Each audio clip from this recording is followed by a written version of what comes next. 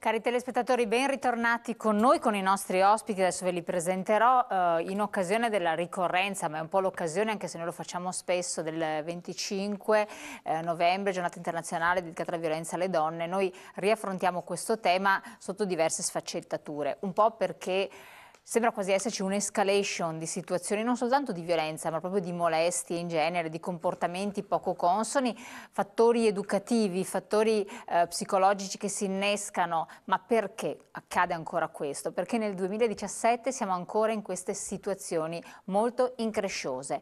La vittima, il cosiddetto carnefice, tra virgolette, quale situazione si va a innescare? E soprattutto poi a livello istituzionale, si è fatto a sufficienza, si potrebbe fare di più, la legge che cosa dice e che cosa prevede sotto l'aspetto penale, che è quello preponderante, e poi naturalmente nei fatti concreti. Moltissime persone peraltro non denunciano i fatti che avvengono, se non dopo moltissimo tempo. Abbiamo visto anche recentemente cosa sta accadendo, denunce pubbliche ma non per le vie ufficiali o comunque avvenuti fuori termini massimi. Allora, per parlare di questi temi e quindi cercare di fare un approfondimento dove possibile, abbiamo l'avvocato penalista Salvatore Frattallone, grazie di essere qui con noi, ormai sfruttatissimo da parte nostra per queste tematiche, si è iper specializzato.